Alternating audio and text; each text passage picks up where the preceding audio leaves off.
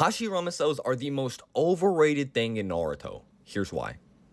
First things first, I'm not saying that Hashirama cells are weak by any means. I'm just saying they're not as strong as people make them out to be. There is one very obvious limit that the Hashirama cells have, and that's that they simply cannot bring people back from the dead, or that they cannot bring people back from near death. If he could bring people back to life, he 100% would have done it within the Warring States period, because we know that a lot of his family and friends passed away, and he obviously really cares about them, and is the first person to go for peace, so I assume he would have tried to revive them, but it clearly didn't work considering they passed away in the Warring States period. Which also means that these Hashirama cells do not make you immortal, so stop saying they do.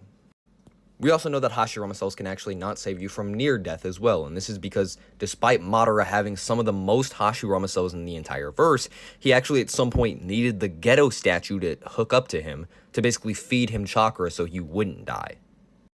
Mind you, we know Madara created 2 entire people out of Hashirama cells, and he healed half of Obito's side with Hashirama cells, so he clearly had a ton, but he didn't use them to keep him alive, which implies that they couldn't.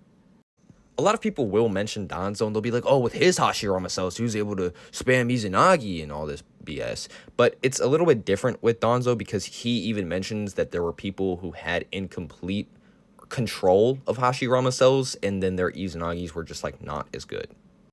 Which means that it's Hashirama and Danzo's power, and we know that Danzo is, like, actually a pretty strong shinobi, especially within the shinobi world. Like, he is actually pretty strong. So, I'm not trying to downplay Hashirama cells, because, I mean, I assume they contribute a lot. I'm just saying that you can't fully contribute Hashirama cells to what this does, because Danzo also obviously contributes.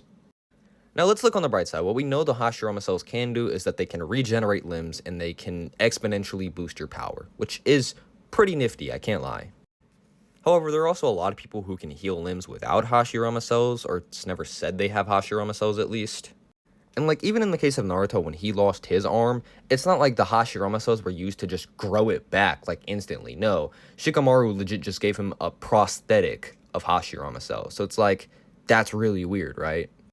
Now, to any regular shinobi, getting Hashirama cells or obtaining them would make you so much more powerful. But to these powerhouses already, it doesn't do a lot to them, is what I'm trying to say, basically.